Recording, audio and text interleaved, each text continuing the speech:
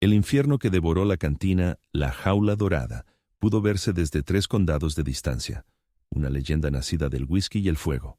Pero no había comenzado con un disparo o una partida de póker que salió mal. Comenzó horas antes, con un leve tirón en la manga del abrigo de $1000 de Silas Blackwood.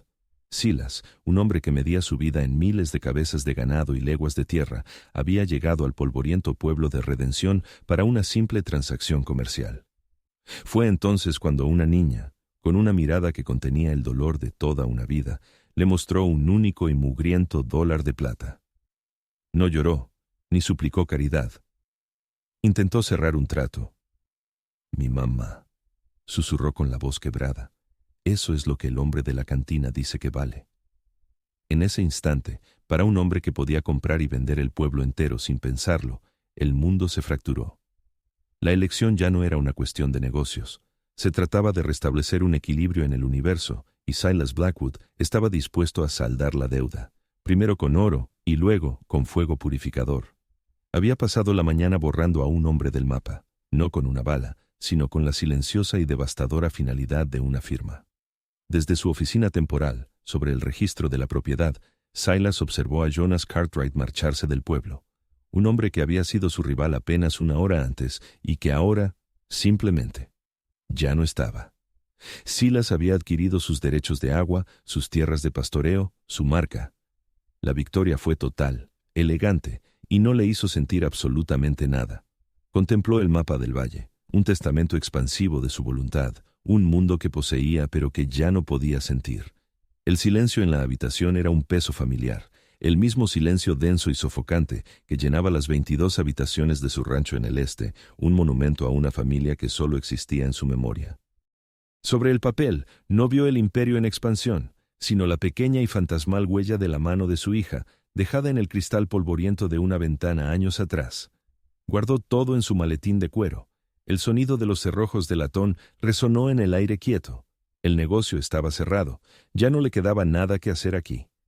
El pueblo de Redención era solo otro activo, un cuadrado en su mapa que debía ser gestionado y controlado, un lugar totalmente desprovisto de sorpresas. Salió al brillo abrasador y blanquecino de la calle principal. El aire estaba cargado con olores a estiércol de caballo, cerveza rancia y el opresivo aroma metálico del polvo cocido por el sol. El martillo de un herrero caía con un golpeteo rítmico y constante, el latido solitario de un pueblo moribundo. Silas se dirigió a la caballeriza con paso medido y decidido. Él veía el mundo en líneas y trayectorias, y la suya era una línea recta hacia su carruaje. Entonces, la trayectoria se rompió. Fue la cosa más insignificante, una presión en la tela de su abrigo tan ligera que casi la ignoró. Se detuvo. Al principio no miró hacia abajo, sino a la mano misma, pequeña, manchada de mugre, con las uñas mordidas hasta la carne. No era la mano de una mendiga pidiendo una moneda, sino la de una trabajadora aferrando una herramienta. Siguió la línea de aquel brazo delgado hasta un rostro que era todo ojos, enormes, oscuros, y que albergaban una pena tan antigua que parecía ancestral. La niña, no mayor de lo que habría sido su propia hija, no le miraba a la cara, sino al bolsillo de su chaleco, donde se veía el frío destello de la cadena de su reloj de plata. Él era solo otro obstáculo en su camino. «Apártate, niña», dijo él con voz grave, no con crueldad, pero sí con impaciencia. Ella no se inmutó. En su lugar, abrió su pequeño puño cerrado. Sobre la palma de su mano descansaba un único $1 de plata, con la superficie desgastada por el tiempo y la preocupación. Era todo su mundo, ofrecido en una transacción desesperada y final. «Mi mamá», susurró, y el sonido fue como el de hojas secas arrastradas por el suelo. «Eso es lo que el hombre de la cantina dice que vale». Su mirada por fin se alzó hacia la de él, y no era una súplica. Era una propuesta de negocios de alguien que no tenía nada más que ofrecer que la verdad. «¿Me la comprarías de vuelta?» El martillo en la distancia enmudeció. Para Silas Blackwood, un hombre que había movido montañas con un trazo de su pluma, el peso de aquella única y deslustrada moneda se volvió de pronto insoportable. Los muros cuidadosamente construidos alrededor de su corazón, los libros de contabilidad, los contratos, los vastos y vacíos paisajes de su imperio, se hicieron polvo. El mundo que veía en líneas nítidas y controlables se fracturó en 1.000.000 de pedazos irregulares, y en el centro de todo estaba el fantasma de su propia hija, haciéndole una pregunta que no supo responder todos esos años atrás. Se arrodilló, un acto tan ajeno a él que sintió como si sus articulaciones se quebraran. Sus ojos, del color de un cielo de invierno, se encontraron con los de la niña. Ahora la veía, no como un problema, sino como una deuda que había que saldar, una deuda que no tenía nada que ver con el dinero. Sí, dijo, y la palabra fue como una piedra arrojada al pozo de su alma. Lo haré. No tomó su dólar.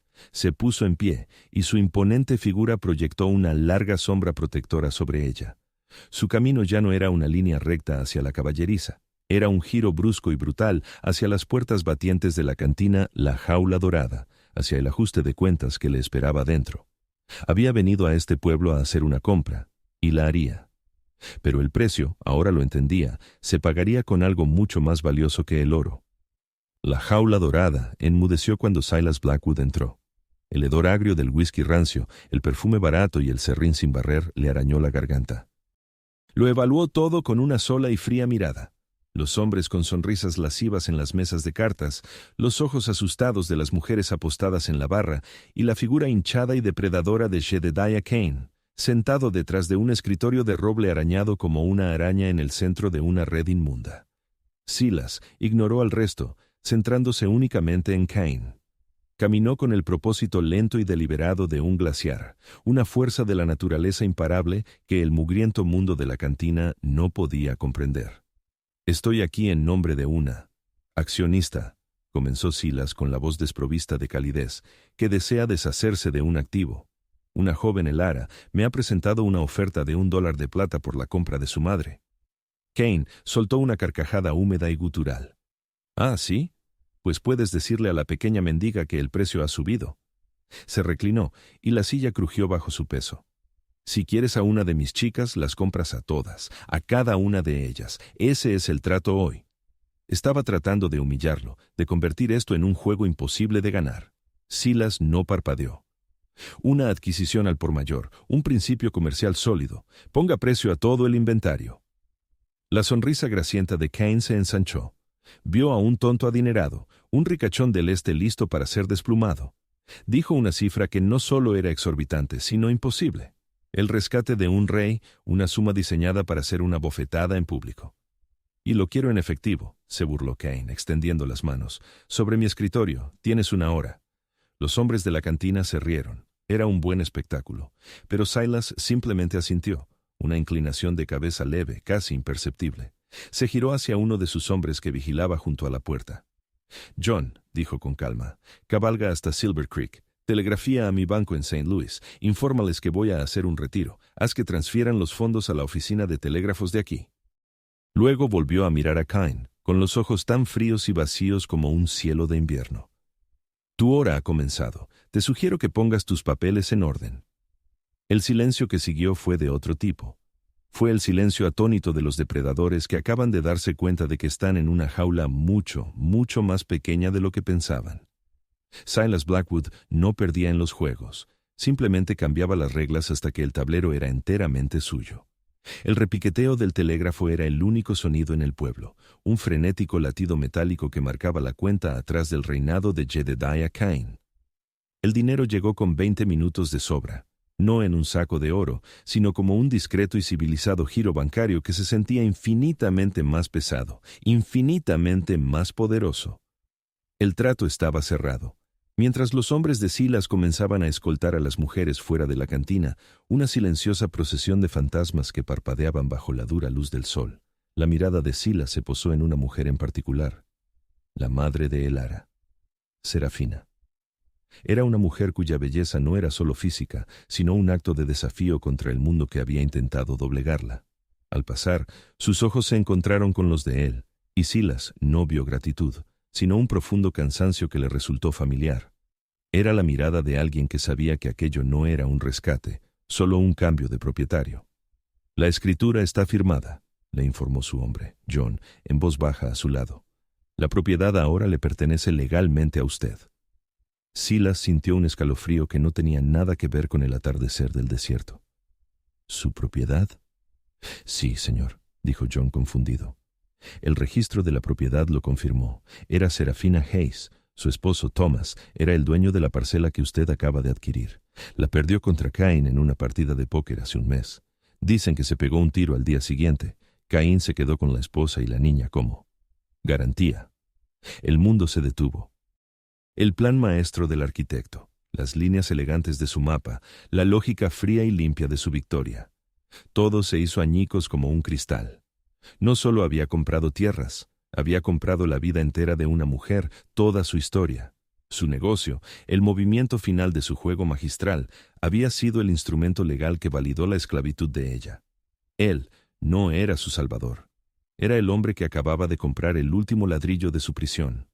La fría satisfacción que debería haber sentido fue reemplazada por un pavor familiar y desgarrador. El pavor de un hombre poderoso que llega demasiado tarde. El pavor de un padre que elige los negocios por encima de la familia. Vio el rostro de su propia esposa moribunda, un recuerdo que había intentado enterrar bajo un imperio de tierra y oro, y supo, con una certeza nauseabunda, que le había vuelto a fallar. Su rabia, cuando llegó, no fue caliente, sino fría. Una presión silenciosa y aterradora acumulándose detrás de sus ojos. Su objetivo ya no era arreglar un problema, era expiar su culpa, pero Cain, presintiendo el cambio en el ambiente, ya había hecho su propio movimiento.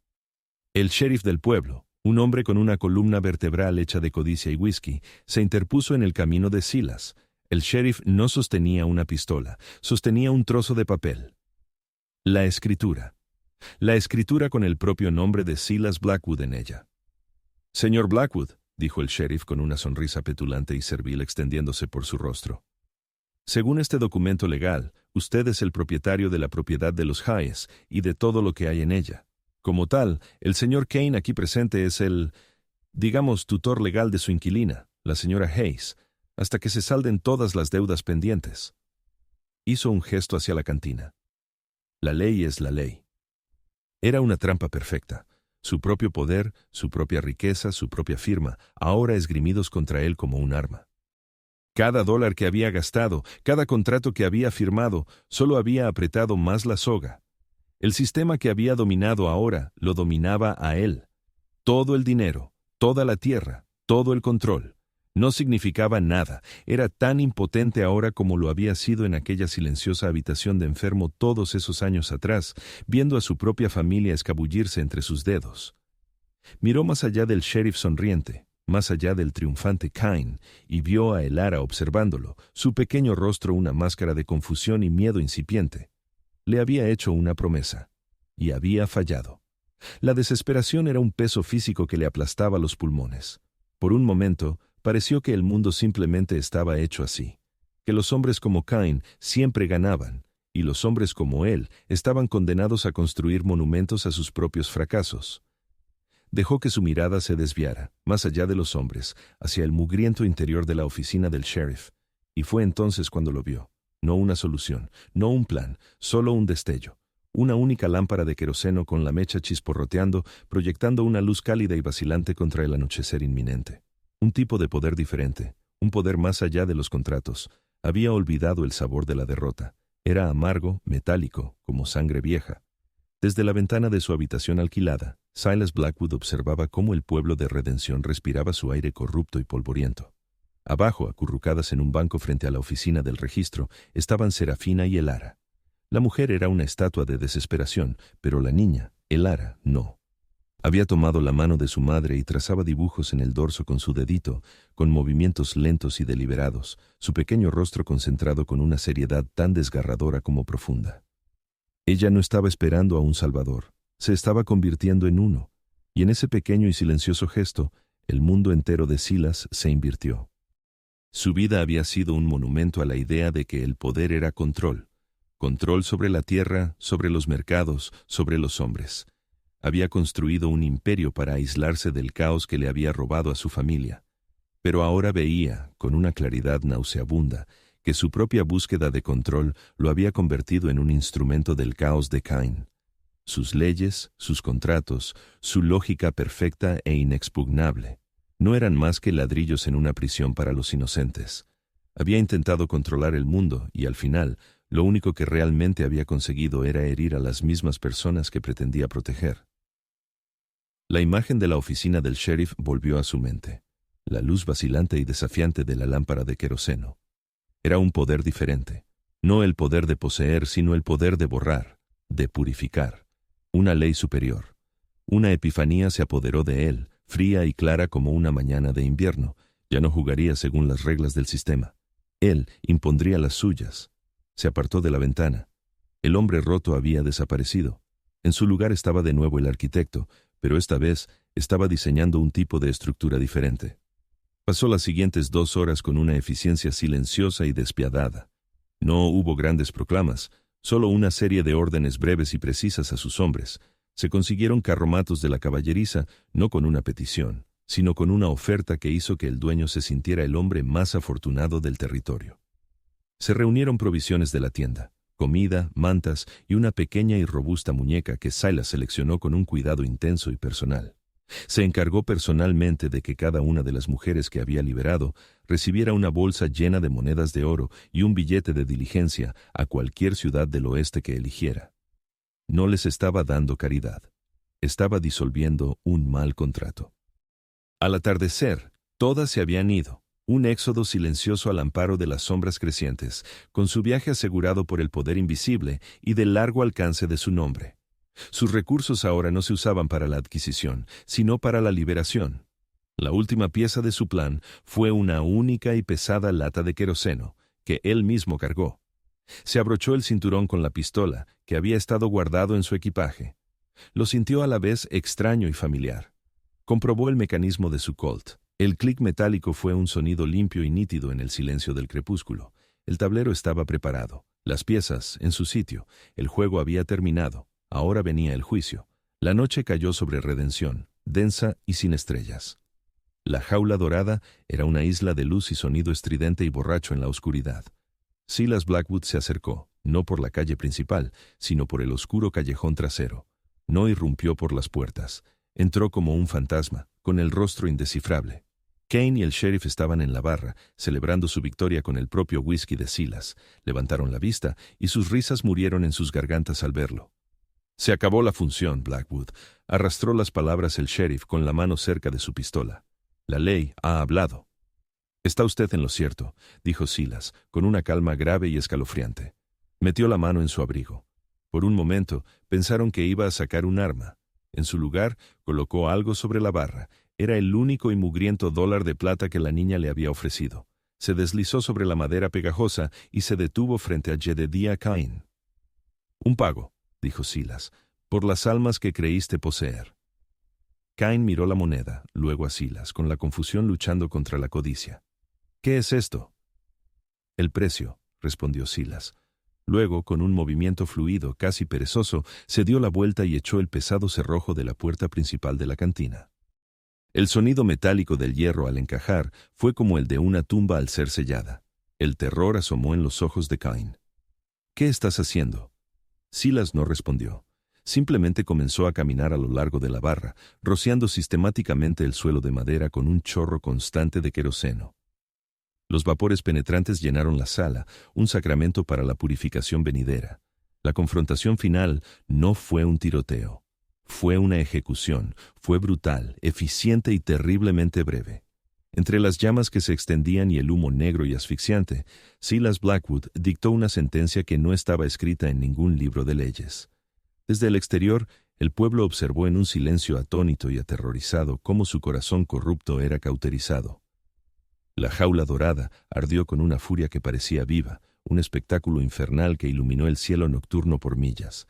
El fuego era una promesa y una advertencia, una purificación. Cuando las puertas principales finalmente se hicieron añicos por el calor, una figura emergió del infierno. Ya no era el arquitecto impecable y adinerado. Era una criatura de ceniza y furia justiciera, con el rostro ennegrecido por el hollín y los ojos ardiendo con la luz fría y clara de un propósito cumplido. Caminó entre la multitud silenciosa, que se abría a su paso sin mirar a nadie, y se dirigió al banco donde esperaban Serafina y Elara. Se arrodilló ante la niña y le tendió una mano manchada de hollín. Ella la tomó sin dudar. Los condujo lejos del pueblo en llamas, una trinidad silenciosa y sombría, caminando hacia el amanecer. Meses después, el mundo era verde. El valle que una vez fue de Serafina y luego brevemente de Silas, ahora era simplemente suyo. La tierra negra y fértil, regada por un arroyo limpio y constante, olía a vida y a promesa.